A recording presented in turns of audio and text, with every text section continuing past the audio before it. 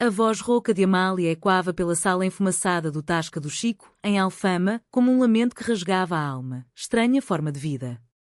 A minha. Isabel sentiu o coração apertar-se como se uma mão invisível o esmagasse. Estava ali, sozinha, num canto escuro, o copo de ginginha meio vazio na mão trêmula, quando a porta se abriu com um rangido que pareceu o gemido de um navio antigo no Tejo. E então ela entrou.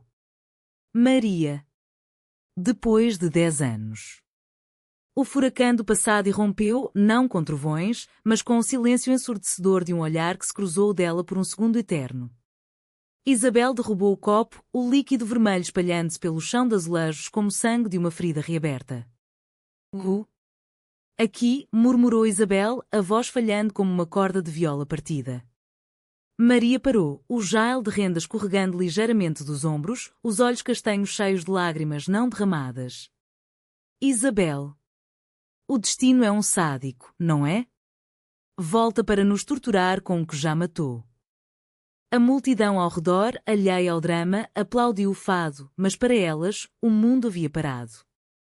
O laço invisível, aquele fio de seda tecida nas noites de segredos em Sintra, tremulava novamente, frágil e irresistível. Isabel recuou um passo, o coração martelando contra as costelas como o sino da sé de Lisboa ao amanhecer. 10 anos. 10 anos desde que Maria partira para o Porto, fugindo do escândalo que a família dela armara, um casamento forçado com um primo distante, para salvar a honra da linhagem minhota, cheia de tradições que sufocavam como o nevoeiro do Douro. Isabel ainda se lembrava do cheiro de jasmim no ar daquela noite fatídica, quando elas se esconderam no Castelo dos Mouros, as estrelas testemunhas mudas do seu juramento sussurrado, para sempre, contra o mundo inteiro. Mas o mundo inteiro era Beaonha, com suas ruas empedradas de Lisboa cheias de olhares julgadores, as procissões da Semana Santa que pregavam o amor puro e casto, e as mães que sussurravam rezas ao Sagrado Coração para que as filhas se curvassem ao destino heteronormativo. Isabel ficara para trás, engolindo o veneno da saudade, trabalhando como restauradora de azulejos na Baixa, consertando fragmentos quebrados enquanto o seu próprio coração se estilhaçava dia após dia. Maria aproximou-se devagar, o vestido de linho azul escuro roçando o chão como as ondas do Atlântico em Cascais. Eu vim ouvir o fado. Fugir um pouco. Do que resta da minha vida. A voz dela era um sussurro, carregada do sotaque do norte, mais grave e terroso que o cantarolar leve de Isabel. Sentaram-se à mesa derrubada, o garçom limpando o chão com um pano úmido, murmurando algo sobre mulheres e seus dramas. Pediram mais uma rodada, vinho verde desta vez, ácido como as memórias. Conta-me, disse Isabel, forçando um sorriso que não chegava aos olhos. O que te trouxe de volta a esta armadilha dourada? Maria riu baixinho, um som que outrora fazia as flores de laranjeira desabrocharem prematuramente. O divórcio. Finalmente. Ele. O meu marido descobriu tudo. Sobre nós. Uma carta antiga que eu guardava, escondida no fundo da arca de madeira da avó. Ele queimou-a na lareira, gritando que eu era uma vergonha para os vinhos do Douro. Os olhos de Maria brilhavam com uma mistura de alívio e fúria. Isabel estendeu a mão, hesitante, tocando os dedos dela, frios, como o mármore da Basílica da Estrela. E agora? Livre, mas sozinha? A conversa fluiu como o Tejo ao luar, entremeada por canções de fado que falavam de amores perdidos e corações partidos. Maria contara como o casamento fora uma prisão de ouro, festas de São João no Porto, onde dançavam ranchos folclóricos ao som da concertina, mas à noite, sozinha na cama do céu, sonhava com os beijos de Isabel nas praias de Ericeira. Isabel, por sua vez, confessara as noites em que vagueava pelo Chiado, lendo poesia de Sofia de Mel Brainer no Café à Brasileira, imaginando Maria em cada verso sobre o mar e a liberdade. Eu pensei que tinhas esquecido, admitiu Isabel, a voz embargada. Como se pudesse. Tu és o meu fado particular, Isabel. Aquela melodia que dói, mas que não se apaga. O laço invisível apertava-se, invisível aos olhos dos outros na tasca, mas palpável como o cheiro de sardinha assada no ar de verão lisboeta. À medida que a noite avançava, saíram para as ruelas de Alfama, onde as luzes das lanternas dançavam nas paredes caiadas. Pararam num miradouro, de mãos dadas, olhando para o castelo iluminado. Lembras-te da nossa primeira vez aqui? Perguntou Maria, o vento agitando as tranças. Isabel assentiu, os olhos fixos no horizonte. Como se fosse ontem. Tu com aquele vestido de chita da feira de Ourique, eu com colar de conchas que comprei em Sagres. Jurámos que o mar seria testemunha. Riram, mas o riso morreu rápido, engolido pela sombra do passado. O que nos separa agora, murmurou Isabel. Maria virou-se, o rosto sério. Nada. E tudo. A família minha ainda me persegue com cartas, ameaçando deserdar-me se eu não me endireitar. E tu? Ainda vives para agradar à tua mãe viúva, com as suas rezas e os seus pastéis de nata queimados? Isabel baixou a cabeça. A mãe dela, uma senhora alentejana de Beja, com mãos calejadas de colher azeitonas, nunca soubera da verdade, ou fingira não saber, preferindo silêncio à desonra. Caminharam até ao terreiro do Paço, onde o arco triunfal se erguia como um guardião do império perdido. Sentaram-se num banco de ferro forjado, o rio murmurando segredos antigos. Maria inclinou-se, o ombro tocando de Isabel, e por um momento, o mundo pareceu perdoar-lhes o amor proibido. Falaram de sonhos adiados. Isabel queria abrir uma galeria de azulejos contemporâneos, misturando o antigo com o novo, como o seu coração misturava saudade e esperança. Maria sonhava em voltar às aulas de viola, compondo fados lésbicos que ninguém ousaria cantar em voz alta. Talvez possamos recomeçar, sugeriu Isabel, a voz trêmula. Maria apertou a mão dela. O furacão volta, mas talvez nos torne mais fortes. Beijaram-se então, um beijo casto, de lábios que se roçavam como folhas de sobreiro ao vento, selando um pacto silencioso sob as estrelas de Lisboa. Mas o amanhecer trouxe as primeiras rachaduras. Isabel acordou sozinha no seu apartamento no bairro Alto, o sol filtrando pelas cortinas de renda, com um bilhete na mesa de cabeceira. Preciso de tempo. O Porto chama-me de volta. O laço esticou-se, dolorosamente, como uma corda de guitarra desafinada. Isabel correu para a janela, olhando as ruas que acordavam com o cheiro de pão fresco das padarias. Porquê, Maria? Porquê fugir de novo? Lágrimas quentes escorreram pelo rosto, misturando-se ao orvalho da manhã. O furacão não havia passado, apenas pausara para respirar. Dias se transformaram em semanas, e o silêncio de Maria era um abismo que Isabel preenchia com memórias tecidas como tapetes de arraiolos. Trabalhava febrilmente na oficina, restaurando painéis de azulejos do século XVII para a igreja de São Roque, cada fragmento azul e branco um espelho da sua alma partida. As mãos, outrora suaves nos cabelos de Maria, agora calejadas pelo cinzel, traçavam padrões de flores e conchas que evocavam as praias de Comporta, onde elas haviam caminhado de mãos dadas, fingindo ser turistas anónimas. A mãe de Isabel, Dona Rosa, notara a mudança, os olhos inchados, o apetite fugidio. Filha, come um pouco de açor da lentejana, que isso cura a alma, insistia ela, servindo o prato fumegante na mesa de carvalho, adornada com o bordado de Viana do Castelo que herdara da avó. Isabel sorria forçado, mastigando o pão embebido em alho e coentros, mas o gosto era de cinzas. É só cansaço, mãe. Os azulejos não descansam. Uma tarde chuvosa de novembro, enquanto o céu de Lisboa despejava lágrimas sobre os telhados de telha vermelha, chegou uma carta. O selo do Correio do Porto, com o brasão do dragão. Isabel rasgou o envelope com dedos trêmulos, o coração acelerado como o trote dos cavalos na feira de Golgã. Perdão, minha Isabel. O furacão arrasta-me, mas o laço puxa-me de volta. Encontro-te no castelo de São Jorge, sábado ao pôr-do-sol. Trago vinho do Dão para brindar ao que resta. As palavras dançavam na página como folhas de castanheira no outono. Isabel correu para o espelho, arrumando os cabelos com um pano de linho, imaginando o reencontro. Desta vez, não fujo, prometeu a si mesma, tocando o colar de prata com a cruz de Santiago que Maria lhe dera em Fátima, num gesto irónico de proteção divina para o seu amor profano. O sábado chegou com um sol tímido, filtrado pelas nuvens que pairavam sobre as 7 colinas. Isabel subiu a pé as escadarias íngremes do castelo, o vestido de algodão branco esvoaçando como as velas de um barco caravel.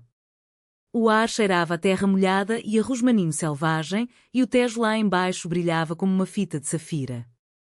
Maria esperava junto à muralha, o jail apertado contra o peito, uma garrafa de vinho na mão e um cesto de queijos da Serra da Estrela. Chegaste, disse ela, a voz um sussurro rouco, como o canto de uma fadista iniciante. Abraçaram-se, os corpos moldando como peças de um puzzle antigo, e o mundo, com seus olhares furtivos dos turistas, desapareceu. Sentaram-se no chão de pedra, partilhando vinho tinto, denso como o sangue das uvas pisadas na vindima. Eu fugi porque o medo ainda me come viva, confessou Maria, os olhos fixos no horizonte. O meu ex-marido, o Tomás, não aceita o divórcio. Manda cartas, ameaça contar à família toda, aos tios em Braga, que ainda rezam pela minha conversão. E a minha irmã, a Joana, que sempre soube. Ela traiu-me. Contou-lhe sobre nós, por ciúme, por inveja do nosso amor livre. Isabel sentiu um frio percorrer a espinha, como o vento do cabo da roca. Traição. De sangue. Maria assentiu, uma lágrima escorrendo pela face morena. Sim. Ela queria o que tínhamos, mas nunca ousou. Agora o usou como arma.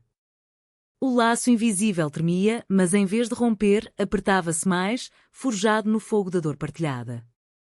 Falaram horas a fio, as palavras entrelaçando-se como as eras nas paredes do castelo. Isabel contou da sua luta solitária, a tentativa falhada de namoros com homens, impostos pela mãe, que terminavam em noites de choro no quarto apertado do bairro alto. Eles eram gentis, como o João da padaria, mas o meu coração gritava o teu nome. Maria riu, amarga. Eu sei. Casei-me para silenciar o meu, mas o fado sempre volta.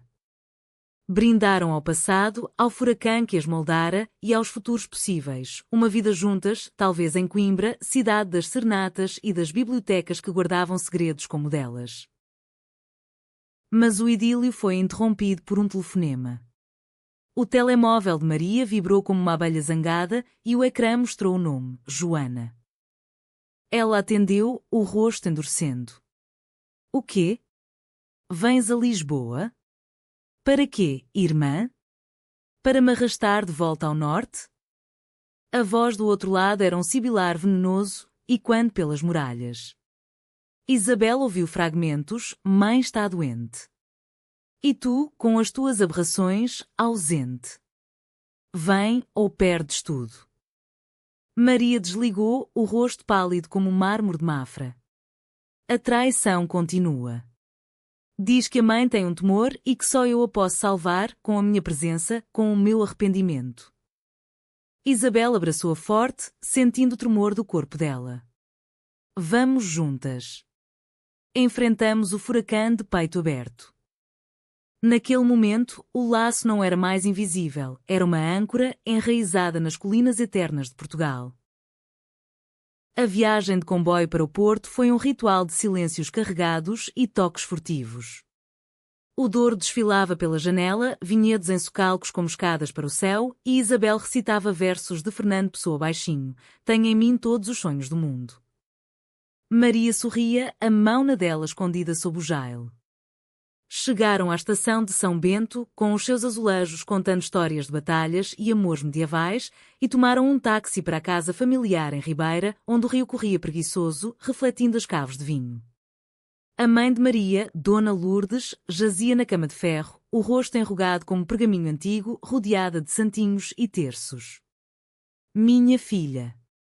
A perdida, murmurou ela ao ver Maria, mas os olhos pousaram em Isabel com suspeita. Quem é esta? Uma amiga da cidade grande?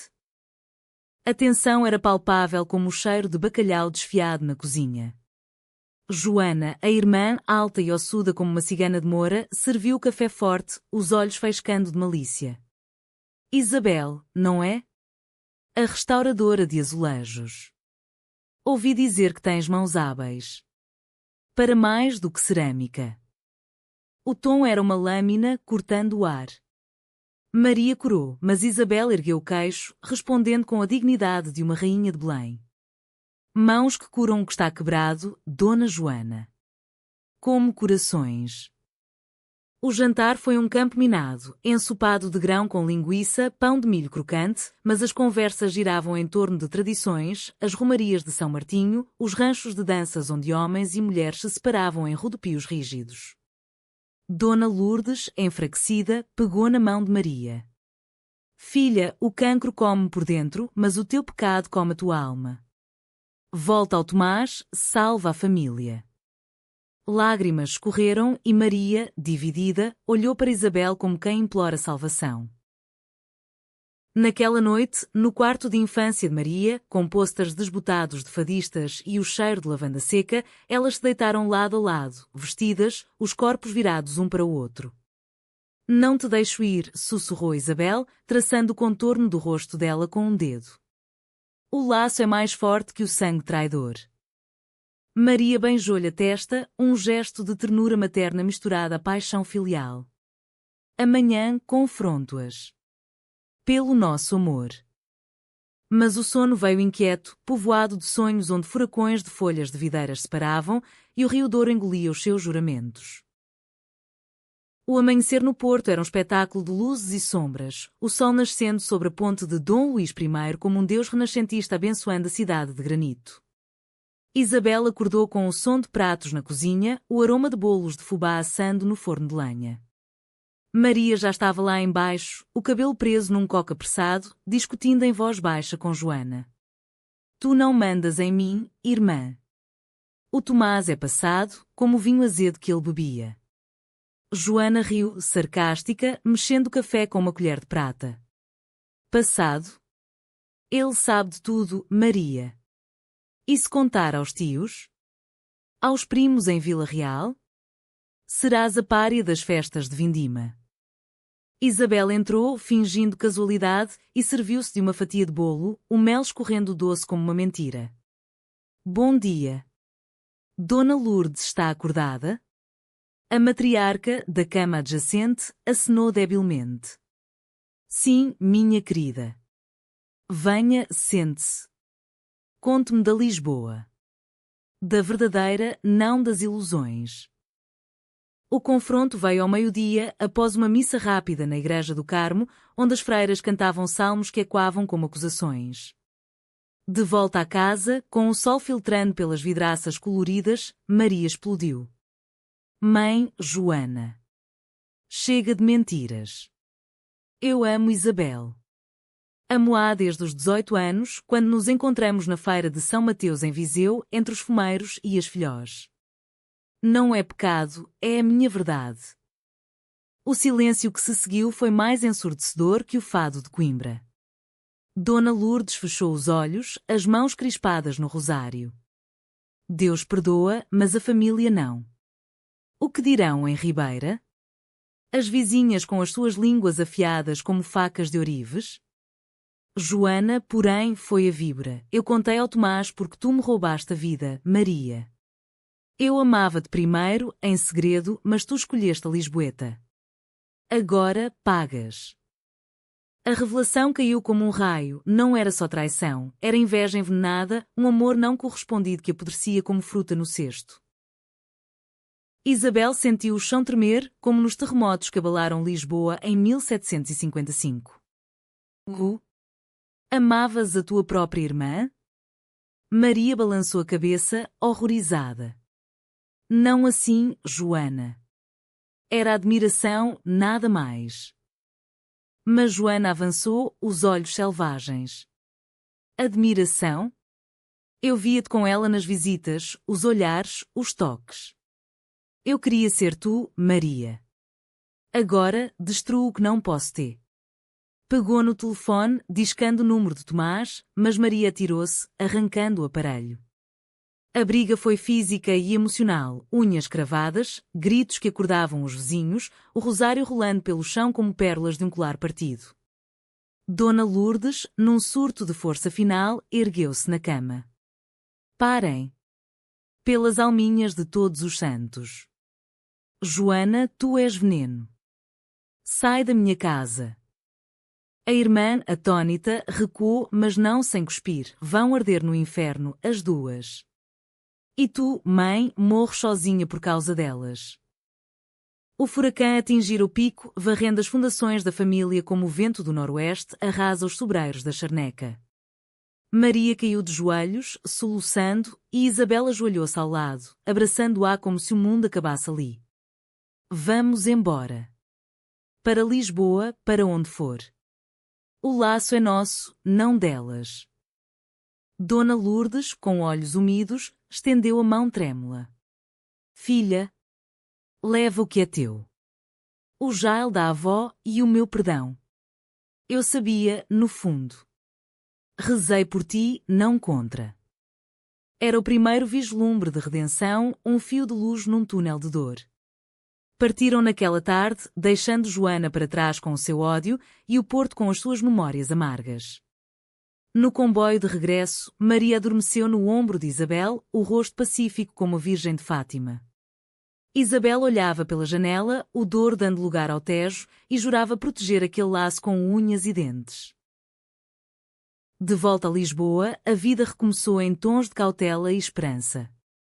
Isabel alugou um apartamento maior no Príncipe Real, com varanda para os jardins botânicos, onde plantaram jasmins em memória das noites perdidas.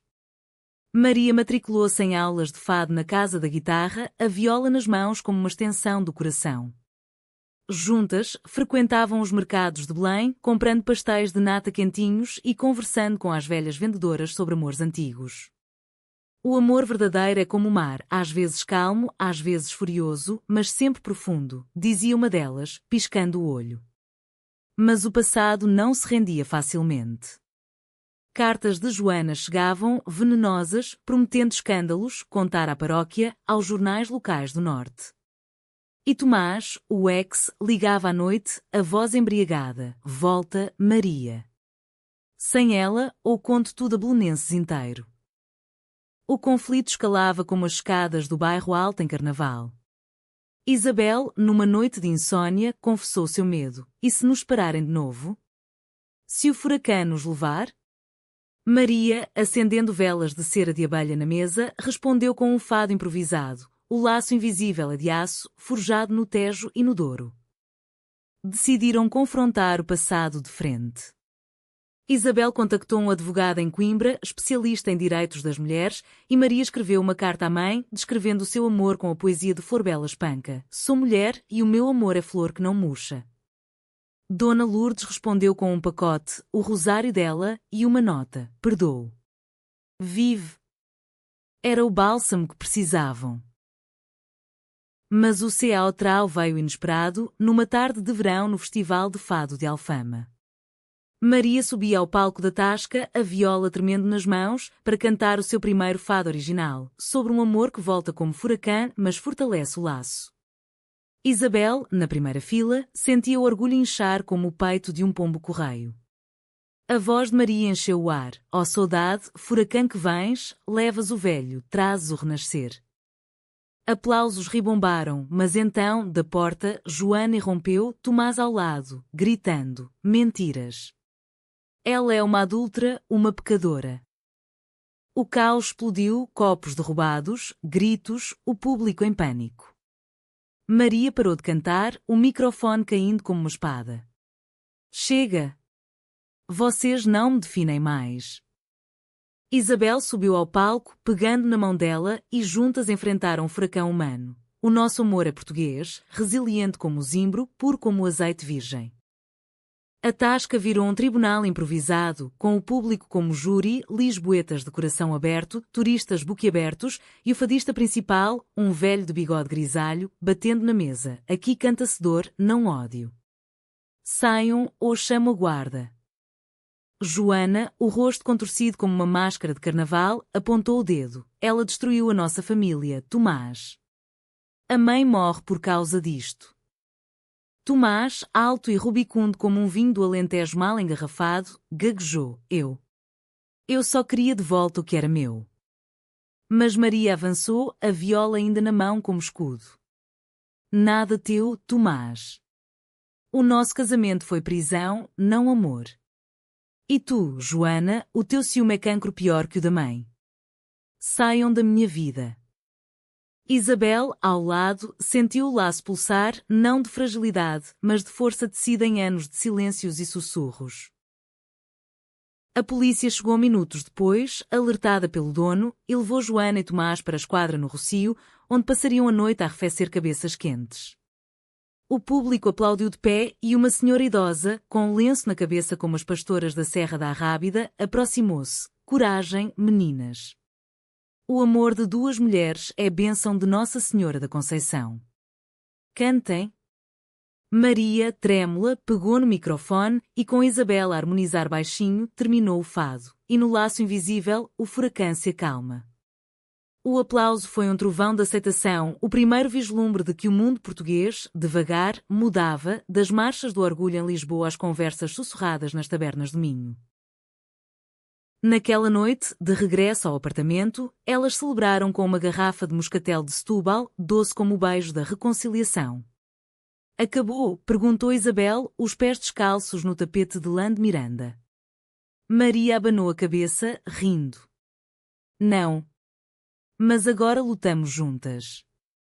Escreveram uma carta coletiva para Dona Lourdes, descrevendo o incidente e pedindo perdão pela dor causada. A resposta veio dias depois: eu vivo, graças a Deus. E vivo para ver-te feliz, Maria. Tragam Isabel no Natal. Com amor, a tua mãe. Era redenção, humana e imperfeita, como as fissuras nos azulejos que Isabel restaurava. Os meses seguintes foram de tecelagem lenta. Isabel abriu a galeria no Chiado, Azulejos do Coração, expondo painéis que contavam histórias lésbicas veladas, flores entrelaçadas simbolizando Safo em Lesbos, mas com toques portugueses, como o Mar de Sagres. Maria compôs o seu primeiro álbum, Laço Invisível, gravado num estúdio em Alcântara, com guitarras que choravam como o Tejo em maré baixa. Juntas, viajaram pelo país, a Sintra dos Castelos Encantados, onde renovaram votos sob a neblina, o Algarve das Grutas Azuis, onde nadaram nuas à meia-noite, livres como gaivotas, e Coimbra, cidade das negras capas, onde assistiram a serenatas que, secretamente, dedicavam uma à outra. Mas o drama não se extinguia por completo.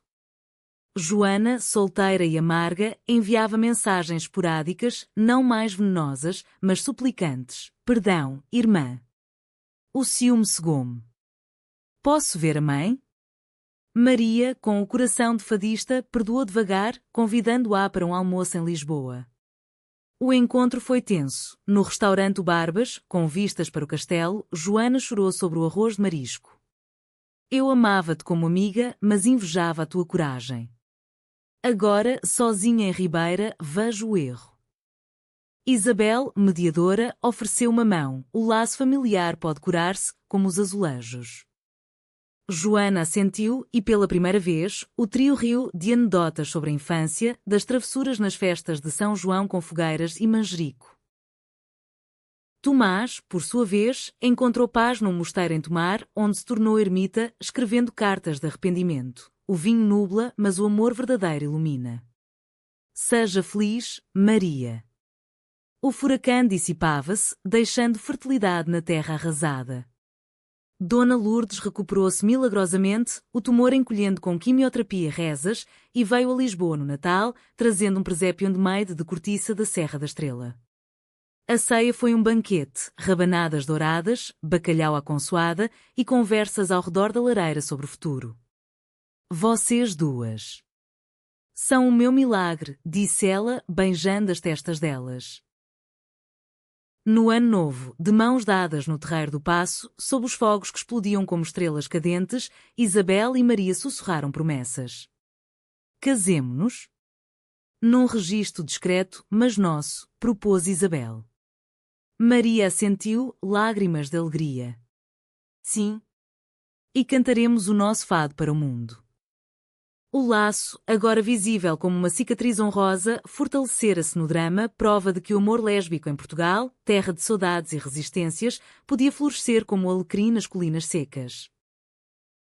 A primavera de 2026 trouxe renovação, como o equinócio que lava as ruas de Lisboa com chuvas suaves e o perfume das magnólias no Jardim da Estrela. Isabel e Maria planearam o casamento com a delicadeza de quem tece um bordado de Viana. Nada de ostentação, mas toques pessoais. Um vestido de renda minhota para Maria, um colar de filigrana lentejana para Isabel e votos trocados num jardim secreto em Queluz, ao som de uma viola solitária. Convidaram poucos: Dona Lourdes, que chegara de comboio com um cesto de figos secos, Joana, redimida e tímida, trazendo um ramalhete de ervas do Douro, e amigos da galeria e do fado, almas livres que aplaudiam sem julgar. Hoje, o furacão dorme, brincou Maria, enquanto assinavam os papéis no registro civil, o sol filtrando pelas janelas de vitral como bênçãos coloridas. A vida conjugal era um fado alegre, daqueles que se cantam com um sorriso nos lábios. Pela manhã, acordavam entrelaçadas nos lençóis de linho de Porto Alegre, o cheiro de café coado misturando-se ao de pão torrado.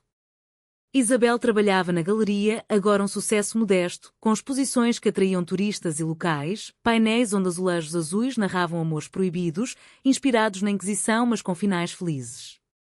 É a arte que cura, dizia ela a uma visitante, uma jovem de Évora com olhos curiosos. Maria, por sua vez, viajava pelo país com o álbum, cantando em tabernas de Faro e auditórios de Braga. O laço invisível une-nos, mesmo na estrada, telefonava ela todas as noites, a voz rouca de emoção após os aplausos. Mas o passado, como um vinho envelhecido, reservava surpresas amargas e doces. Uma tarde, enquanto caminhavam pelo mercado da Ribeira, provando queijos de azeitão, Isabel recebeu uma chamada da mãe, Dona Rosa. Filha, venham. Estou mal. O coração falha como um relógio antigo. Correram para Beja, no Alentejo profundo, onde os sobreiros se estendiam como sentinelas silenciosas e o ar cheirava a cortiça e amontado. Dona Rosa jazia na cama da quinta herdada, o rosto sulcado como os campos lavrados. Eu sabia, Isabel. Desde o início. As tuas ausências, os teus olhares perdidos. Perdoa-me por não dizer. Abraços e lágrimas fluíram como Guadiana em cheia. Maria, com a sua ternura nortenha, preparou uma canja de galinha, cantando baixinho um fado alentejano para acalmar a doente. Vocês são família agora, murmurou Dona Rosa, entregando a Isabel o anel de casamento da avó, ouro simples, gravado com amor eterno. Joana, visitando regularmente a mãe em Ribeira, transformou-se. Abriu uma pequena loja de vinhos no Porto, especializada em colheitas femininas, vinho das mulheres fortes, chamava-lhe, em homenagem a Maria. O ciúme ensinou-me a amar melhor, confessou ela numa carta, juntando uma garrafa de verde tinto. E Tomás, do mosteiro, enviou um crucifixo de oliveira, paz para o laço que me libertou. O furacão, outrora destruidor, fertilizara o solo, permitindo que raízes profundas crescessem. No verão, elas adotaram um costume, viagens anuais a locais sagrados do seu amor. Em Évora, visitaram o templo de Diana, sussurrando preces pagãs ao luar. Em Óbidos, o festival literário, onde Maria leu excertos do seu diário, histórias de reencontro veladas em poesia. Isabel, inspirada, criou uma série de azulejos para a fachada da galeria, um furacão estilizado, mas com um laço de seda entrelaçando as nuvens, simbolizando resiliência. A inauguração foi um evento, fadistas, poetas e até uma delegação de ativistas LGBT de Faro que brindaram com Porto Townie. Vocês mostram que Portugal ama devagar, mas ama bem, disse uma delas. O outono trouxe o primeiro teste ao novo equilíbrio. Dona Lourdes sofreu uma recaída e Maria correu para o norte, deixando Isabel em Lisboa com o peso da distância. Dias de chamadas ansiosas, de amo-te sussurrados contra o ruído dos hospitais.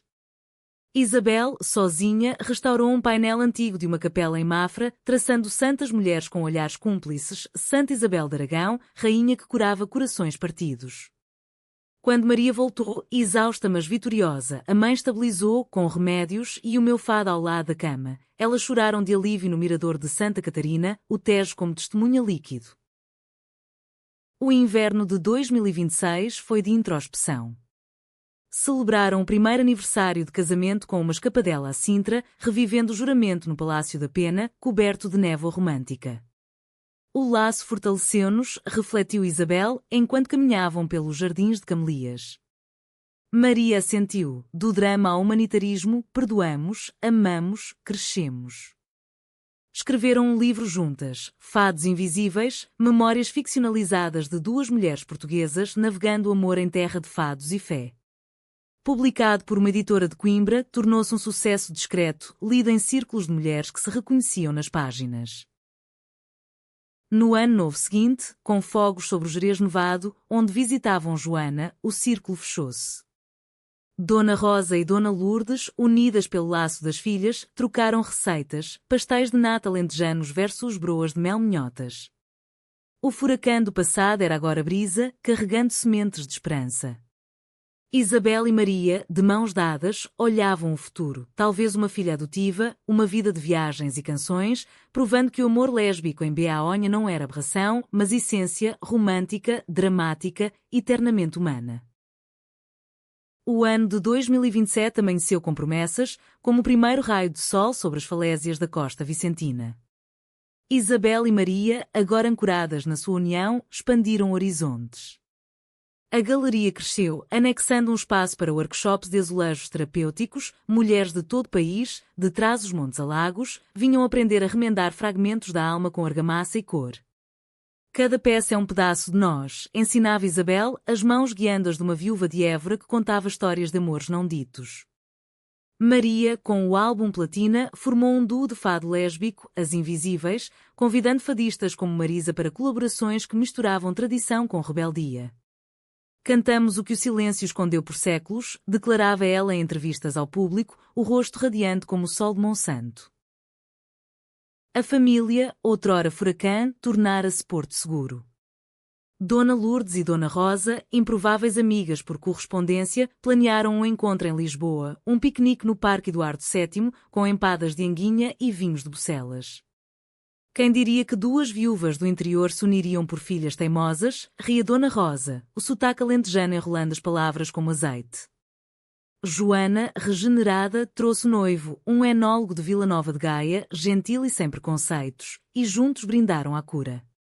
O laço estende-se, disse ela, abraçando Maria. Até Tomás apareceu, de passagem, magro e sereno como um frade, oferecendo um abraço desajeitado. Encontrei Deus no vinho e no perdão. Mas a vida, tecida em fado, reservava notas menores. Uma crítica no Diário de Notícias acusou o livro delas de propaganda revisionista, reabrindo feridas em círculos conservadores do interior. Cartas anónimas chegavam à galeria, arrependei-vos, ou o fogo divino vos levará.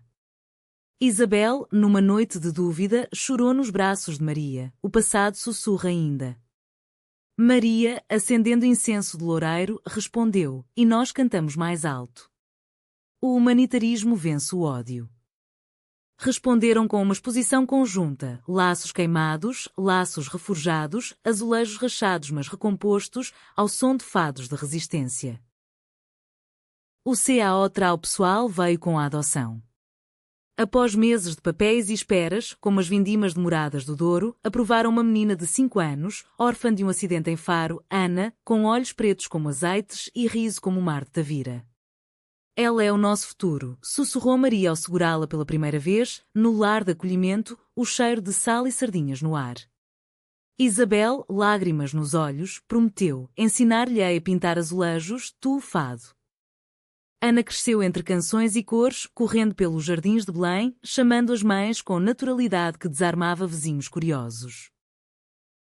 Anos fluíram como o Tejo, Ana aos 10, dançando ranchos na escola com tranças como as de Maria, a galeria expandindo para Porto, uma ponte norte-sul, o duo As Invisíveis enchendo o Coliseu dos Recreios. Dona Lourdes e Dona Rosa partiram pacificamente, no mesmo verão de 2030, deixando legados de rezas e receitas, um funeral conjunto em Lisboa, com fado e azulejos em homenagem. Joana, mãe de gêmeos, visitava com histórias de vindimas alegres. No 20º aniversário do reencontro, de volta à Tasca do Chico, com Ana agora adolescente a tocar viola, Isabel e Maria sentaram-se no mesmo canto.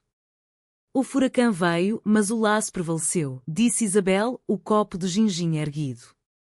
Maria sorriu, os olhos ainda castanhos de mistério. Em meio a dramas, o amor português, KCH emocional, romântico, prova-se eterno. O fado recomeçou, estranha forma de vida, mas agora era hino de vitória. O laço invisível, visível no riso da filha, nas mãos entrelaçadas, de ser uma tapeçaria humana, onde o passado fortalecia o presente e o futuro cantava livre.